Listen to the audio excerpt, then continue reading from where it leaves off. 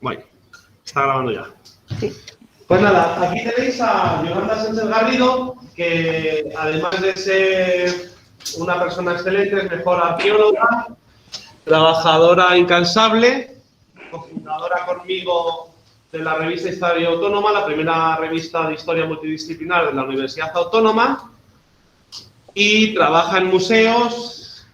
Tiene que cambiarse cada poco tiempo de la ropa de todas las excavaciones a las que va y está llena de polvo y ese tipo de cosas que solo ella entenderá.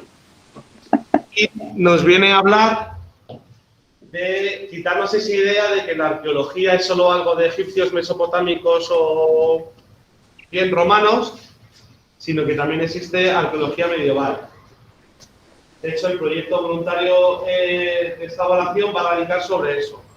Ella a día de hoy trabaja en museos y nos va a explicar cómo importante es catalogar una pieza de museo para que nosotros podamos construir esa cosa que tenemos tan clara y que ya nadie lo podéis desarrollar el resto de vuestras vidas, de lo pesado que soy, que es el relato histórico. Bien. Con lo cual, nada, sin más os dejo con Yolanda, hablará un ratillo y luego haremos preguntas. Bien, los iPads cerrados, en la mesa no quiero nada. Si alguien tiene alguna duda que se le ocurra, puede sacar una nota, la escribe. Bien, y os pido máxima atención. Pues nada, gracias y cuando quieras. Vale, muy bien, buenos días chicos, buenos días Juan Carlos. Voy a empezar, vamos a compartir pantalla, vamos a ver la presentación que tengo. A ver.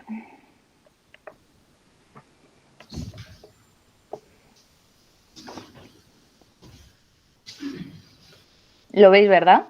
No. Ahora. ¿Sí? No. ¿No? ¿No veis nada? No. Espera, volvemos.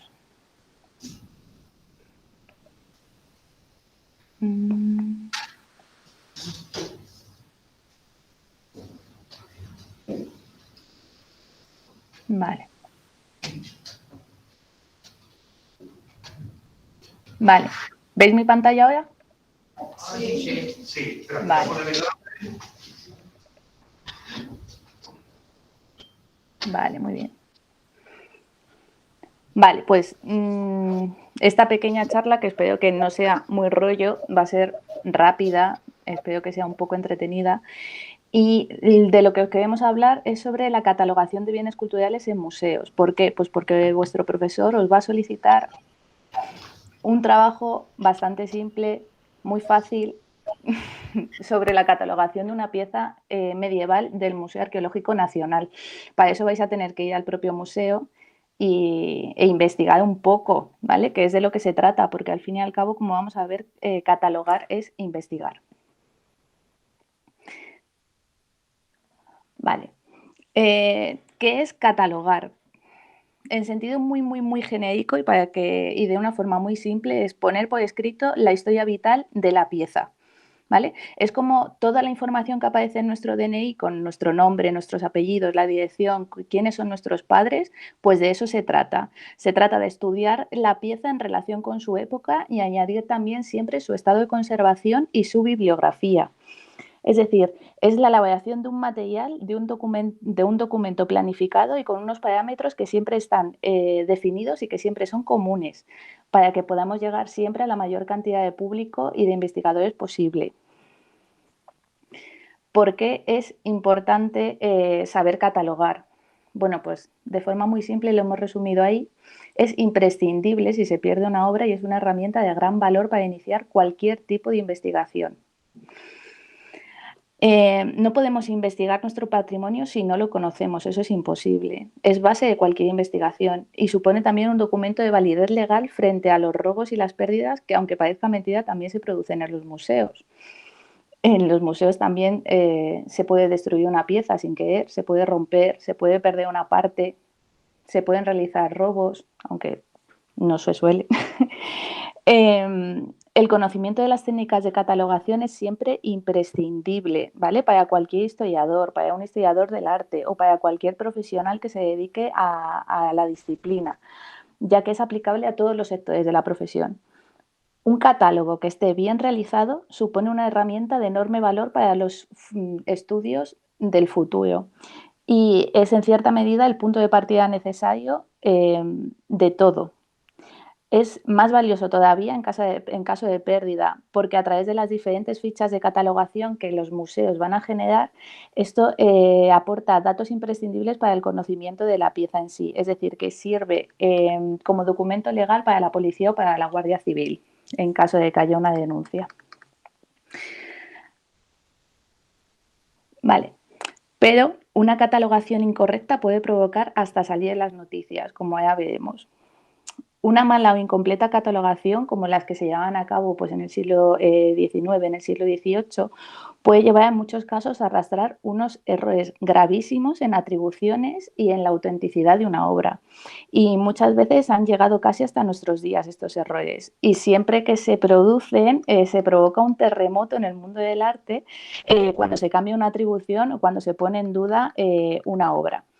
Lo tenemos muy de actualidad porque hace escasos meses en los periódicos se saltó la noticia de que por fin la exposición del Prado, Invitadas, se iba a estrenar, se iba a abrir al público. Pero poco después de la inauguración, los periódicos ya no hablaban de la propia exposición, sino que de un error garrafal. ¿Ves? El Museo del Prado retira un cuadro en su exposición dedicada a mujeres pintoras olvidadas al demostrarse que su autor fue un hombre. La invitada, el Prado, resultó ser un invitado. Es decir, el museo tuvo que retirar un cuadro atribuido a una pintora porque estaba mal catalogado. Fue pintado por un hombre, no por una mujer. Y ya no valía para la exposición, que estaba recién inaugurada. Es decir, que ahora mismo se va a hablar más de este error en el futuro que del propio discurso expositivo que los profesionales del museo querían reflejar y querían llegar al público. El Museo del Prado, ¿qué hizo? Pues muy fácil, echarle la culpa al Museo Reina Sofía, que es de donde llegó el cuadro en el año 2016 por una reordenación de las colecciones. Significaba que esta obra, que se supone que era de una mujer, apenas se ve el cuadro, no sé si se ve muy poco. Una escalera, un ventanal, dos mujeres, un grupo de mujeres y dos hombres. Bueno, pues en la exposición estaba catalogado como escena de familia de Concepción Mejía de Salvador. Una historiadora del arte de Granada demostró que estaba hecho por un hombre que era Adolfo Sánchez Mejías y que se llamaba realmente La Marcha del Soldado. Y esto es muy grave.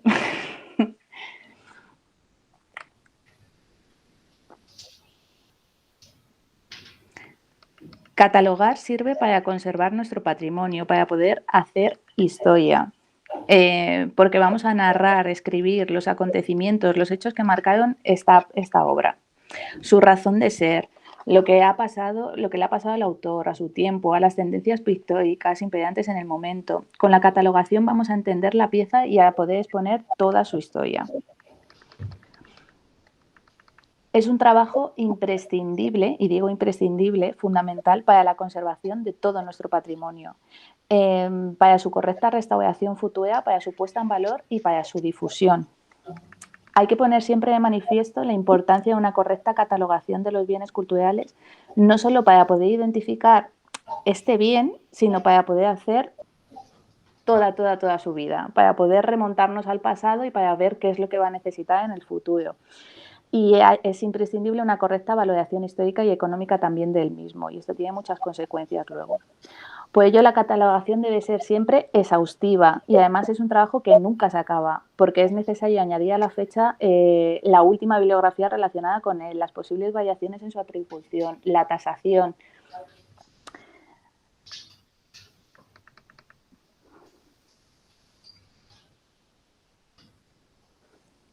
Vale.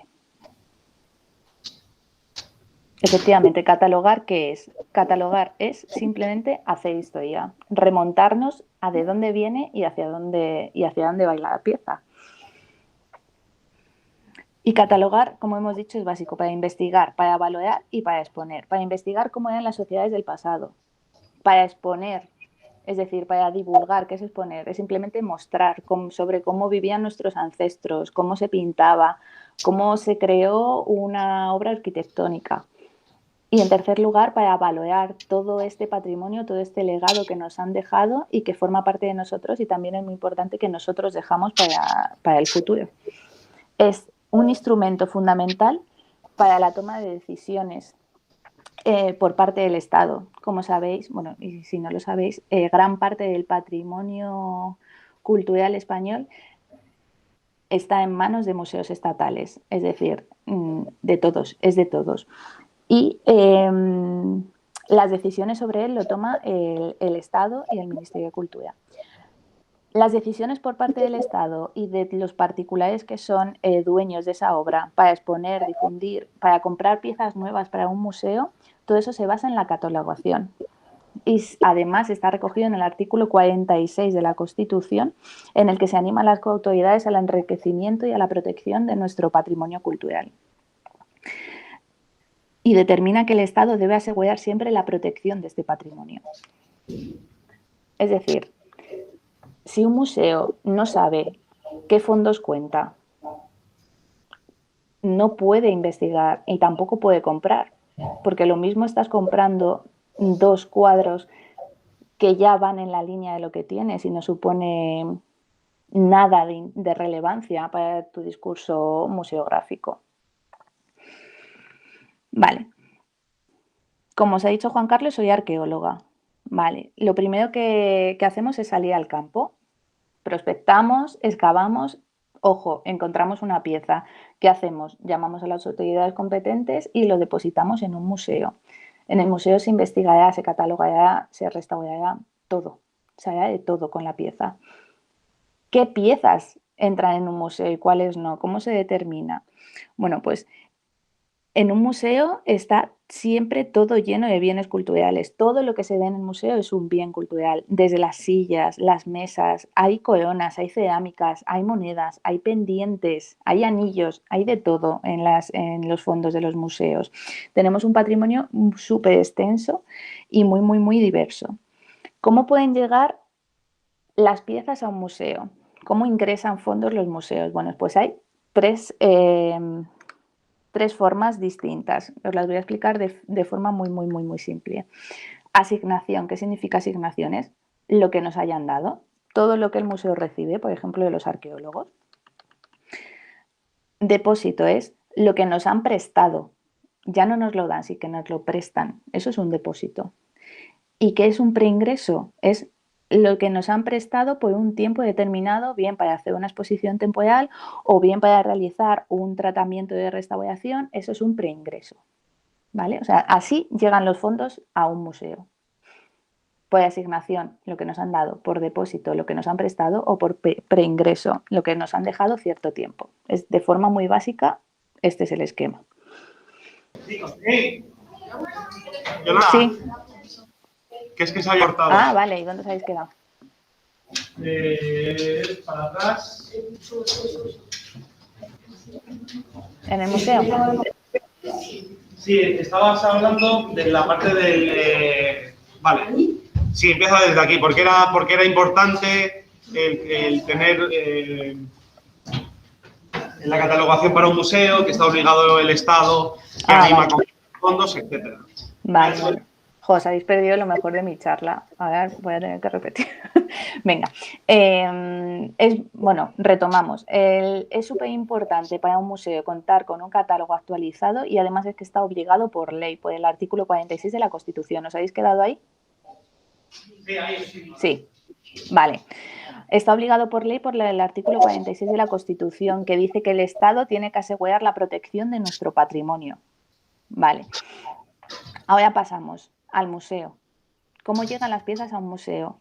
Pues como os ha dicho Juan Carlos, yo soy arqueóloga y lo primero que hacemos los arqueólogos es determinar un espacio que va a ser objeto de investigación, lo prospectamos y luego lo excavamos.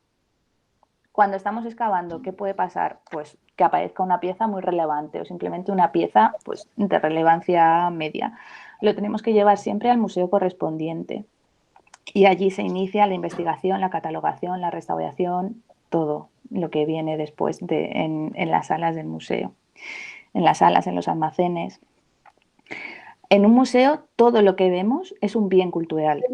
Es decir, por ejemplo, en el museo en el que estoy trabajando ahora, las sillas, las mesas son bienes culturales, son de todos. En los museos podemos encontrarnos coronas, anillos, pendientes, monedas, cerámicas, todo eso son las piezas de un museo.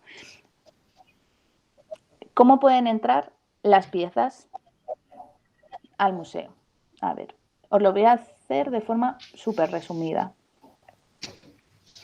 y muy simple. En el museo todas las piezas que hay en una entidad museística las vamos a denominar fondos, ¿vale? Por eso ahí veis que pone ingreso de fondos. Pues bien, hay 3 formas de ingreso de fondos en un museo y de forma súper resumida y súper simple son estas. Asignación es lo que nos han dado. Depósito es lo que nos han prestado. Y el preingreso es lo que nos han prestado, pero por un tiempo determinado, bien para una exposición temporal o bien para realizar algún tipo de tratamiento de restauración, de conservación, para una investigación, ¿vale? O sea que en resumen son estas 3 formas de ingreso. Lo que nos han dado, asignación, lo que nos han prestado, depósito, y lo que nos han prestado por un tiempo definido, preingreso. Vale. Es un esquema súper resumido, pero bueno, hay un diverso y un amplísimo origen de los fondos de los museos. Pueden venir decomisados o expropiados porque su dueño ha cometido algún tipo de delito. Es decir, se pilla a un tasador de obras de arte traficando de forma ilegal con una de estas piezas. Pues nos quedamos con las piezas porque está realizando un delito. Después, el Estado también y las comunidades autónomas también pueden comprar piezas de museos. Otras veces hay personas que compran estas piezas artísticas, estas obras de arte, y se las dan al museo de forma altruista. A esto se le llama mecenas. Luego también hay investigadores que van de expedición y que traen piezas de los viajes que hacen, y pasa sobre todo en el Museo Antropológico de Madrid. Ahí los conservadores y los ayudantes de museo suelen ir bastante, por ejemplo, al Amazonas y se traen piezas. Estas piezas, cuando llegan a Madrid, ingresan en el apartado de recolección. Se le llama recolección cuando estos investigadores traen las piezas a Madrid. Y luego también pueden aparecer en el museo por una ordenación de los fondos del museo, es decir, que el Museo Arqueológico esté ordenando sus fondos, encuentre... ¿Qué puede encontrar el Museo Arqueológico? Pues puede encontrar una máscara africana, y diga, uy, no, esto aquí no lo podemos atribuir a los fondos del Museo Arqueológico, está mejor en los fondos del Museo de América. Pues eso es una ordenación o reordenación de los fondos del museo. Así va a llegar al Museo de América. Y también puede ser que gente que hace sus herencias deje al Estado o al Museo Sorolla, al Museo Cerralbo, como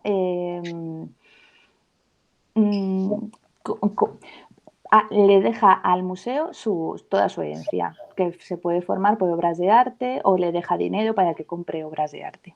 Estos son los orígenes de los fondos museográficos y las formas de ingreso, de forma muy, muy resumida.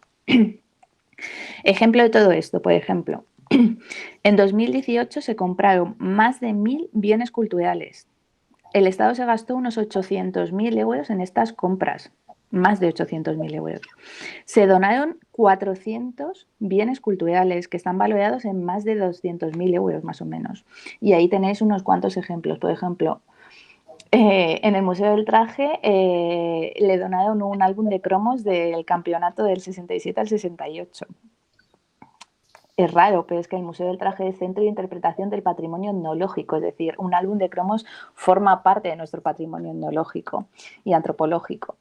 Después también pues diversas pinturas, como el retrato de Pilar Ordeix para el Museo del Romanticismo, una silla de Le Corbusier que fue al de Artes Decorativas, o una escultura de San José con el Niño que fue al Museo Nacional de Escultura de Valladolid.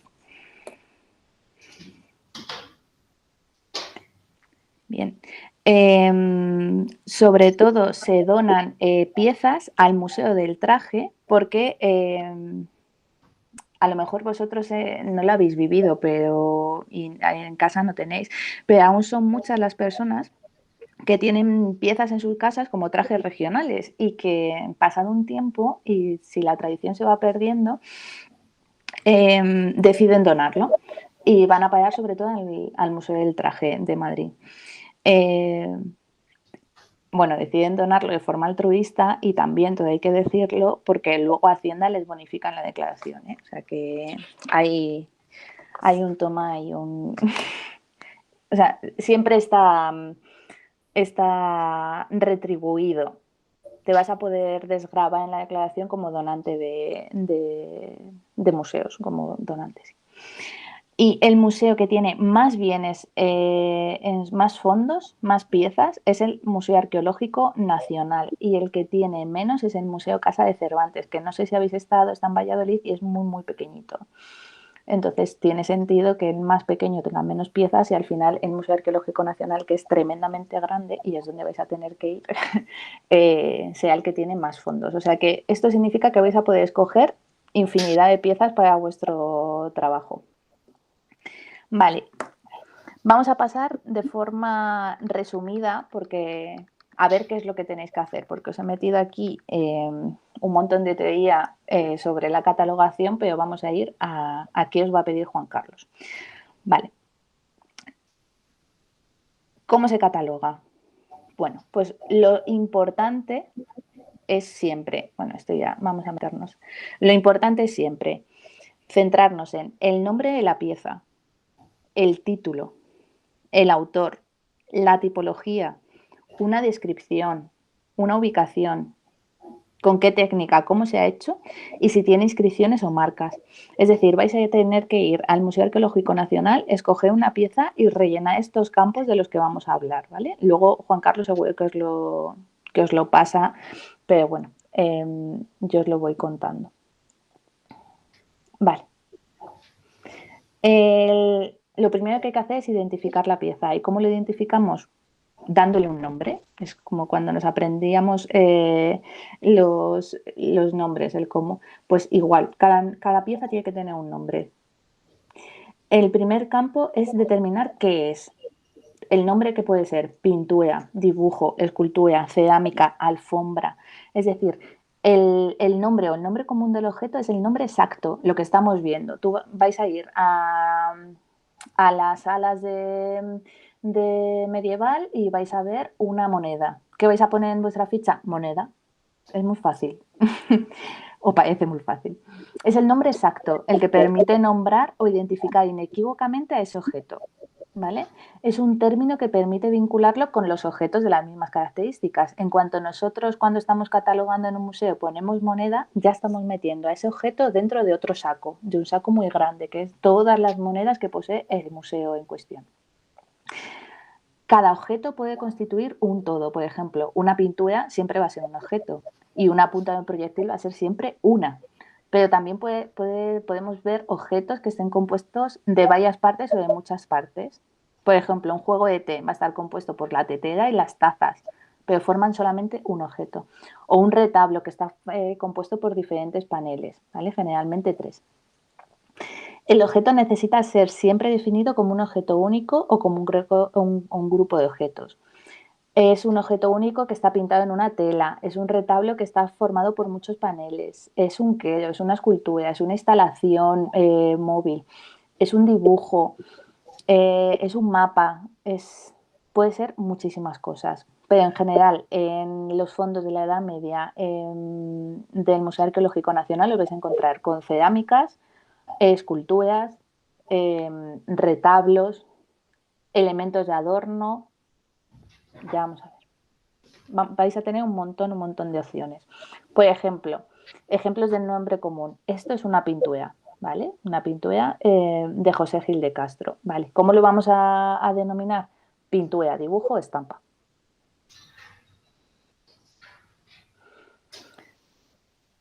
Los objetos vernaculares, bueno, pues son especiales porque el nombre del objeto se puede poner en su idioma original. Esto os va a pasar, por ejemplo, a lo mejor si cogéis algún tipo de pieza de Al-Ándalus, que a lo mejor lo podéis poner en árabe o en castellano. Se pondrá siempre en árabe si nosotros no tenemos en castellano una palabra equivalente y también se suele usar se pasa sobre todo en el Museo de América con los objetos precolombinos y también en el Museo Antropológico. Hay una gran cantidad de objetos registrados con un solo nombre, es decir, con pintura. Pues puede haber en el Museo Arqueológico mil piezas. Por eso, si son más, se tiene que poner entre paréntesis. Es decir, si son 4 sillas, son silla, entre paréntesis, 4. Si son en el museo en el que estoy ahora, que es el Museo Sorolla, tenemos 8 pinceles, pues vamos a poner pinceles 8, porque forman un lote. Aunque sea más de un objeto, siempre es preferible ponerlo en singular, no vamos a poner pinceles, vamos a poner pincel y 8. Y a vosotros no se os va a exigir tanta especificidad, pero en el trabajo real de un museo hay que ser súper preciso. Es decir, que para ingresar los fondos se nos exigen hay siempre unos controles de calidad y unos estándares que hay que seguir y tenemos que ser lo más precisos posible. Cuando un objeto es registrado separadamente de la totalidad, este tiene que ser ingresado con otros números de inventario distintos y esto ya genera bastante trastorno y un problema. Hay que ser muy preciso. El trabajo de catalogación es fundamental, como hemos visto en la introducción, y puede llevar a muchos errores, como también hemos visto con la exposición de invitadas. Vale, el título. Pues si cogéis una pintura, siempre va a tener un título que es el que o bien le dieron en el pasado o bien le dio su propio autor, ¿vale? El título es una o varias frases que identifican al objeto desde hace mucho tiempo, desde hace muchos años. Los objetos pueden siempre recibir títulos diferentes a lo largo de su existencia y estos pueden provenir, como os he dicho, tanto del creador o del artista como del propietario o del investigador. Y es recomendable ingresar todos los títulos conocidos que sepamos de ese cuadro, de ese objeto. Todo. Aunque haya pasado a llamarse, por ejemplo, no es real, el bote de Zamora. Antes se llamaba el bote de Cuenca. Pues se pone el bote de Cuenca. Actualmente bote de Zamora. Porque puede ser que haya 2 investigadores distintos que vayan al objeto por 2 caminos diferentes, es decir, que uno llega al objeto por su anterior nombre, que era bote de Cuenca, y que otro ahora llegue por bote de Zamora. Es súper importante registrar absolutamente todo. Generalmente, los objetos arqueológicos y los etnográficos son más conocidos por el nombre del objeto que del título. Pues sí, porque ¿cuántas momias puede haber en el Museo Arqueológico? Muchas. No lo vamos a conocer por momia 1, 2, 3, 4, sino por momia del X. Por ejemplo, en el Museo de América, momia del Cerro del Plomo. En el caso de las momias, se suelen relacionar con el sitio en el que se han descubierto, es decir, en el contexto en el que ha sido excavado o encontrado. Es importante también mantener el título otorgado por el artista, porque puede tener un significado especial y debe respetarse siempre el estilo, el idioma y la puntuación que él le dio. ¿Por qué? Pues imaginaos que hay una pintura que le hace un artista a un rey, le encanta al rey, y el rey decide renombrarlo y le llama, pues pongamos, mi cuadro preferido. Eso es súper importante para investigar, significa que se está adueñando y que le ha encantado ese cuadro. Y para la historia de la investigación va a ser clave. No, lo están determinando, lo estamos poniendo en una escala superior, porque es el que más gustó. Entonces eso es muy importante señalarlo, reseñarlo y siempre poner tanto, como estamos hablando, tanto los títulos originales como los que se le hayan ido dando a lo largo de la historia vital del objeto. En cambio, en el título de un objeto puede ser resultado de una investigación. Por ejemplo, la identificación de un retrato conocido como el retrato de un señor con capa que no conocemos y pasa a ser, después de años de investigación, el retrato de Mariano Gómez de Granada. O, por ejemplo, el retrato de desconocida y pasa a ser retrato de doña Francisca Izquierdo. Esto es justamente lo que hemos visto que pasa en el Museo del Prado, es decir, una historiadora del arte de Granada investigó y renombró el cuadro que estaba expuesto y cambió la autoría. Esto puede pasar. Y los títulos inscritos en el objeto deben registrarse también como marcas e inscripciones. Esto va a pasar sobre todo en monedas y en cuadros cuando tengan la firma del autor, por ejemplo, si es una inscripción, una marca. Vale. El autor. En este campo registramos el nombre del autor o del creador de un objeto cultural y todos sus componentes. Se basa en aportar información sobre el individuo o sobre el grupo de individuos, que puede ser un taller, o un grupo cultural que creó o produjo o fabricó o alteró el objeto que estamos viendo. Un objeto puede ser resultado de varios procesos y el responsable de cada proceso tiene que registrarse porque no siempre tiene que ser el mismo. Se tienen que incluir aquí como el seudónimo, el apodo. Por ejemplo, hay un pintor que se llama Juan Navarrete el Mudo. No podemos poner solamente Juan Navarrete porque hay más. Tenemos que poner Juan Navarrete el Mudo. ¿Nos puede hacer gracia? Sí, pero se llama así. Hay que ser. Por ejemplo, el viejo, el joven. Eso es súper... vamos, el día a día en los museos. Pone apodos y seudónimos y apelativos o vaya el nombre asignado a un individuo o a un grupo de individuos que son los que crean y producen. Si un objeto es creado por varios autores, se debe identificar a todos los responsables que conozcamos. Y del mismo modo, si un objeto tiene diferentes partes, tenemos que hablar de cada autor de esas partes. Si un objeto es producto de un grupo, este grupo va a ser el autor. Es decir, por ejemplo, tenemos un cuadro, un San Bartolomé que hay en el Museo Sorolla, es un San Bartolomé de la Escuela de Ribera. Pues entonces el autor va a ser la Escuela de José de Ribera. Vale. El autor o creador de un objeto puede ser identificado por unas firmas o por unas iniciales y están sujetas a confirmación por los investigadores. Es decir, aparece un cuadro y no se sabe quién es. Pues todo eso requiere luego una investigación posterior para determinar qué grupo o qué autor es el autor. Y cuando se sepa, se vaya ya a la ficha de catalogación y se pondrá que JS significa Javier Sánchez y no José Saramago. Ya está. La cultura, un grupo étnico asociado a un individuo o un grupo de individuos que contribuye a la creación y a la fabricación de este objeto, también es un autor. Por ejemplo, vamos al Museo de América y encontramos una máscara. No sabemos exactamente quién es el autor de esa máscara, entonces ponemos a qué grupo étnico está asociado, de dónde viene. Por ejemplo, los Tupinambá. Entonces, el autor o creador va a ser el grupo étnico Tupinambá. Ya está. La tipología. La tipología parece muy difícil, pero lo vais a tener muy fácil, porque simplemente es clasificar los objetos dentro de una estructura mayor. Es decir, por ejemplo, en los museos de Bellas Artes, ¿qué os vais a encontrar? Esculturas, pinturas, grabados, básicamente. En los museos históricos, arqueológicos o de artes decorativas a los que os vais a tener que enfrentar en este proyecto van a ser artes decorativas, textiles, objetos históricos, numismática. Numismática es monedas. Vale. La tipología es usada por las instituciones, es decir, por los museos, para relacionar los objetos dentro de una agrupación formal y que dentro de todas las colecciones estatales podamos hablar de 400.000 monedas.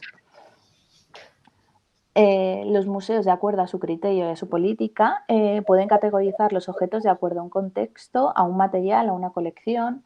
Y algunas veces un objeto, por su naturaleza, puede tener dos clasificaciones tipológicas diferentes y la institución puede definir bajo qué tipología el objeto va a ser registrado. Es decir, si puede ser pintura y grabado, o escultura y pintura, o qué es lo que va a prevalecer, qué es lo que se va a privilegiar como primera opción. La ubicación. Bueno, en ubicación yo os aconsejo a los que vayáis a hacer el proyecto que vayáis a los chicos y las chicas del museo y preguntarle directamente al vigilante de sala y le preguntáis dónde, va a ser un poco curioso, pero ¿dónde estamos? Por favor, ¿me puedes decir en qué planta y en qué sala estamos? Y así Juan Carlos luego para corregir lo va a tener mucho más fácil. Ejemplos de ubicación, por ejemplo, en el Museo Histórico Nacional, Sala de Arte Colonial. Así que vosotros vais al Museo Arqueológico y ponéis Sala de Arte Medieval 1, 2, vitrina 4, vitrina X. En el Palacio Real, por ejemplo, el Salón Rojo o en una iglesia bajo la cúpula, en la sacristía. Eso nos ayuda a localizar una pieza dentro del museo. La descripción física. Este es sin duda el apartado más potente que vais a tener en el trabajo, porque aquí es donde os vais a poder explayar. Tenéis que ver todo lo que... Tenéis que escribir todo lo que veis, básicamente.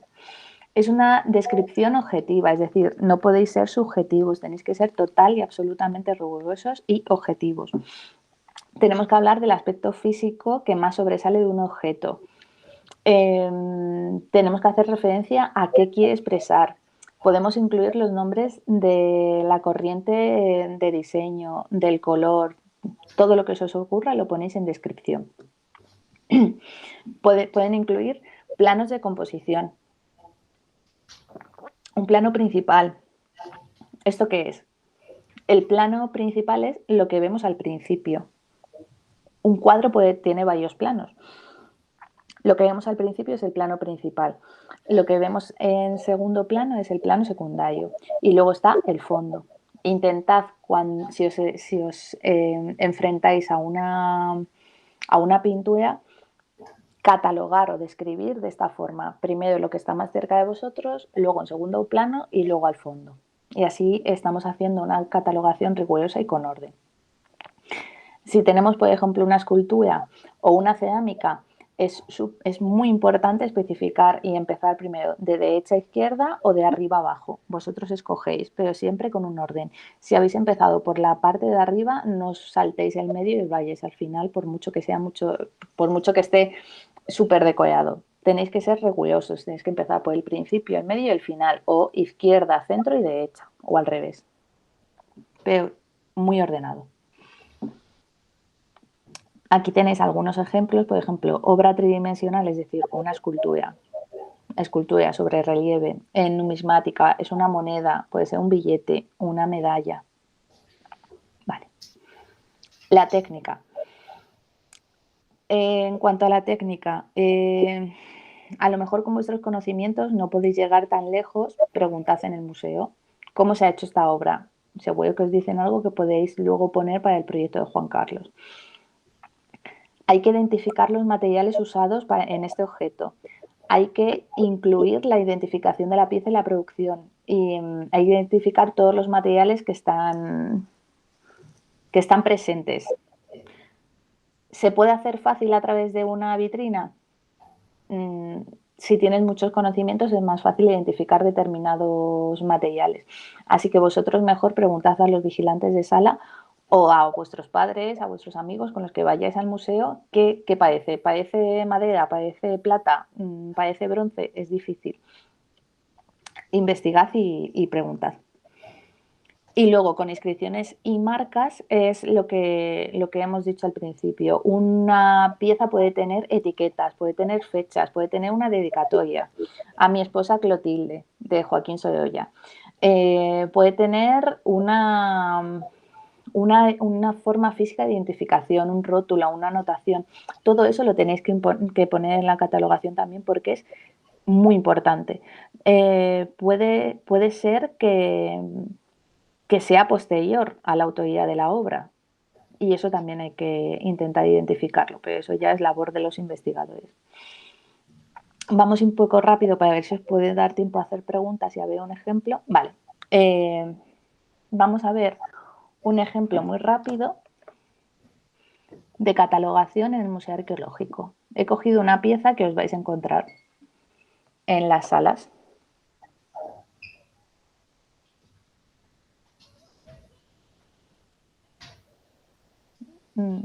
Vaya.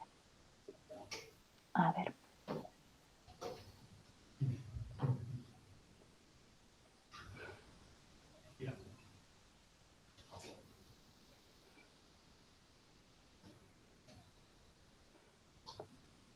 He cogido un broche de cinturón, lo vamos a ver de forma muy, muy rápida y muy resumida. Este es.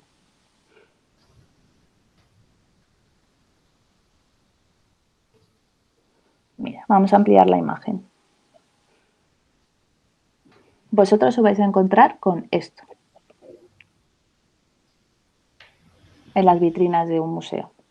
Lo vais a ver generalmente solamente por uno de los lados, a no ser que tenga un espejo que os permita verlo por la parte posterior. Sé que parece difícil determinar la autoría o las marcas, inscripciones, los materiales, pero luego ya veis que no va a ser tan complicado. Vale, ¿cómo es una ficha de catalogación?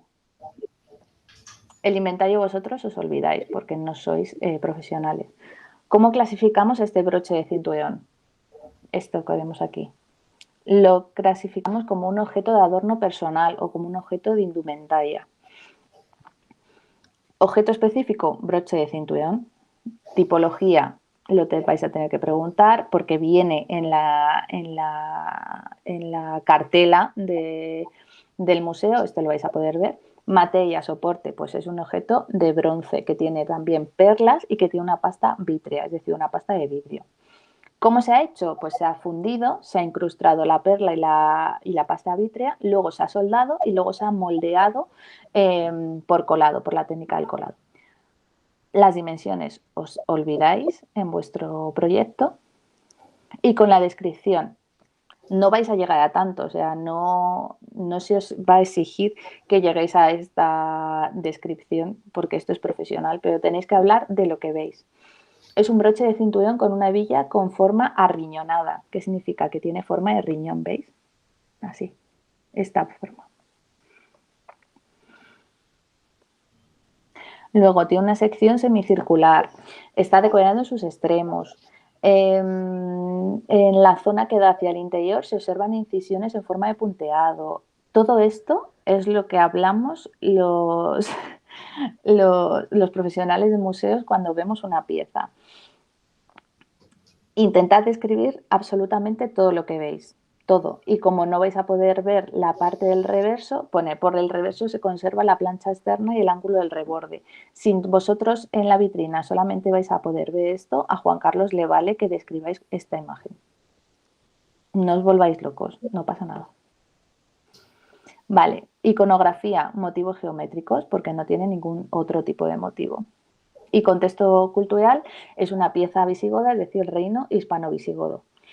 Y ahí os quedáis. Lugar de procedencia, si podéis ponerlo porque viene en la vitrina, pues mejor que mejor. Y si no, pues nada. O sea, la cuestión no es que inventéis, sino que describáis y que intentéis investigar, realizar una labor de investigación como lo que se hace realmente en el museo. Y hasta aquí, si tenéis alguna duda, quedan, ¿cuánto? ¿5 minutos? ¿4 minutos? Depende de lo que esto... depende de lo que esto tenga, el hambre que tenga y nos diga qué tiene que comer. ¿Cuánto esto? ¿Dejamos 5 minutos? 10. A ver, ponte la cámara, porfa. Voy. A ver, chicos, con calma y con paz. Porque siempre Héctor estás todo el rato diciendo. Y podemos comer ya es la hora de comer. Bueno, a ver, dudas. Muchas. Venga, tía. ¿Dónde se guardan todas las catalogaciones? No lo he escuchado, Juan Carlos, ¿me lo retransmite? Vale, que dónde se guardan todas las catalogaciones. Vale. ¿Dónde está el catálogo? El catálogo ahora mismo es un catálogo online. se empezó en la década de los 90 y en la década de los 2000 a implementar una base de datos para poder meter la cantidad ingente de información que había en los museos. Esa base de datos se denomina Domus. Y en eso trabajó muchísima gente y ahora mismo toda la información está informatizada. Es decir, ya no existe un catálogo como tal con un enorme libro que tenemos que ir pasando hojas y hojas, sino que hay una aplicación, ponemos determinados campos, por ejemplo, monedas reino visigodo y nos salen todas, absolutamente todas. Y eso es gracias a todo el trabajo que se ha hecho desde hace en los últimos 30 años. Todo el mundo tiene acceso a ese catálogo. Vosotros, desde vuestras casas, también podéis tener acceso a ese catálogo. Por eso es importante que sean museos estatales, porque al final es nuestro propio patrimonio. La palabra patrimonio ya llevamos bastante. Venga, Lucas. Eso es. En el ejemplo que has puesto antes del cuadro que se quería que lo había pintado una mujer, pero en realidad lo había pintado un hombre, ¿cómo se sabe eso? ¿Has escuchado que cómo se sabe que en el cuadro de la exposición de invitadas lo ha hecho un hombre y no una mujer? Pues porque la historiadora del arte de la Universidad de Granada vio que había llegado al Museo Reina Sofía después de una compra y que ya estaba mal catalogado justo en ese momento. Es decir, ella se fue retrotrayendo hacia atrás, empezó Museo del Prado. ¿De dónde ha venido? Del Museo Reina Sofía. ¿Cómo ha llegado al Reina Sofía? Pues una donación, pues una compra. ¿Dónde está esa documentación? Y se vio que había un error de base. Por eso el Museo del Prado, ¿qué hace? Le echa la culpa al Reina Sofía. Simplemente. Es decir, hubo un error humano, se metió mal, se interpretó mal, se copió mal, estaba mal apuntado. Hay muchísimas veces que en los museos arrastramos fallos de hace a lo mejor 2 siglos o de 1 siglo. Por eso es tan importante la investigación y el intercambio de información que hay ahora entre museos y con investigadores. No hay que olvidar nunca que es que la labor del investigador es básica hasta en los museos estatales. Es que es básica. Simplemente gracias a la investigación de una historiadora del arte. Sara. A ver, como he dicho antes, la catalogación se guarda online. Sí. ¿Qué pasaría si se perdiese toda la información? Porque, ¿se tendría que volver a hacer o se pierde todo el patrimonio directamente? Si la base de datos es hackeada, imagínate, ¿qué ocurre con todo ese trabajo? Nunca ha pasado, pero no se puede perder porque hay muchísima más documentación en el museo. Aparte de eso, está todo en servidores que son muy seguros y no creo que se pierda. Lo más grave que le puede pasar a un museo no es que se pierda su fichero online, es que se incendie el museo. Si nosotros, por ejemplo, lo que pasó en el Museo de Reino de Río de Janeiro, creo que fue hace 2 años, ¿os acordáis? Que se incendió por completo todo el museo, se perdieron todas las piezas. ¿De qué nos sirve tener todo el fichero actualizado, toda la catalogación, si luego no tenemos piezas? Nosotros sin fondos no somos nada porque nos quedamos sin patrimonio. O sea, al fin y al cabo, una ficha de catalogación, si se extravía, se puede volver a redactar. Pero si te quedas sin pieza, no tienes nada más que redactar. Bueno, Constanza. ¿Cómo se determina el valor de una obra? ¿Cómo se determina el valor de una obra? Muy buena pregunta. Sí, es súper interesante. El valor de una obra se determina. Se le llama tasación a determinar el valor de una obra. Se determina bien por la antigüedad de esa obra, el autor o el contexto cultural en el que se haya creado y lo accesible o inaccesible que haya estado. Por ejemplo, hay obras de valor incalculable como el Guernica de Picasso, que está siempre aquí, siempre en el Reina Sofía, y que si hay algún tipo de exposición temporal, el Estado español intenta impedir que esa obra, que es una obra cumbre de nuestro patrimonio, salga de de territorio español, para evitar que suceda algo, porque tiene un valor altísimo, altísimo. Entonces, la tasación se hace en función del material, del autor y de la antigüedad, básicamente.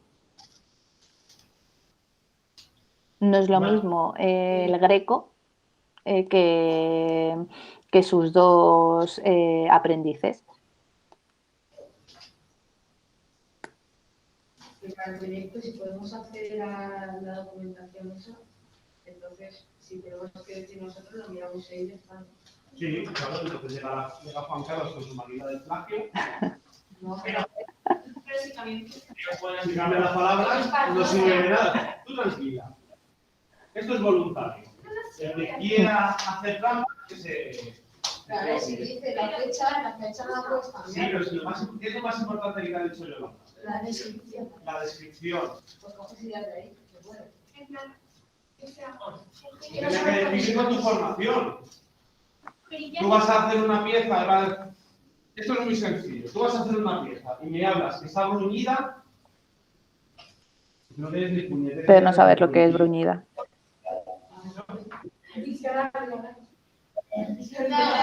Pero que lo tienes que describir con tus palabras.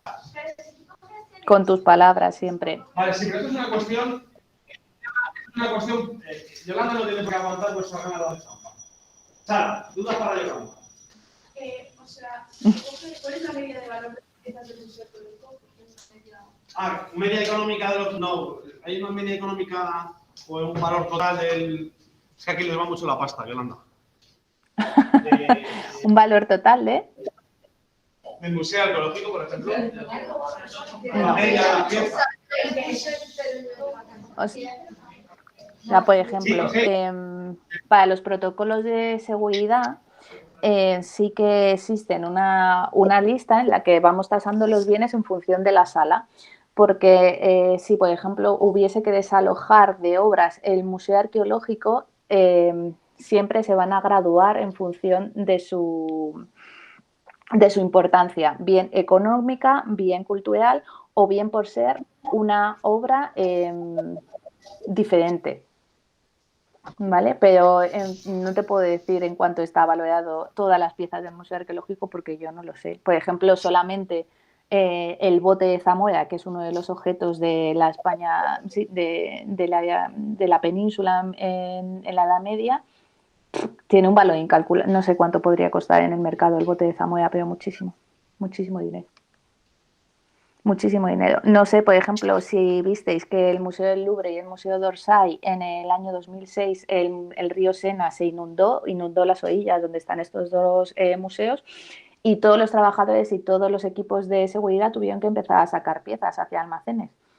Ese sacar piezas hacia almacenes se hace por el valor de tasación de la obra y por determinados parámetros que no solamente son económicos, sino también artísticos o históricos.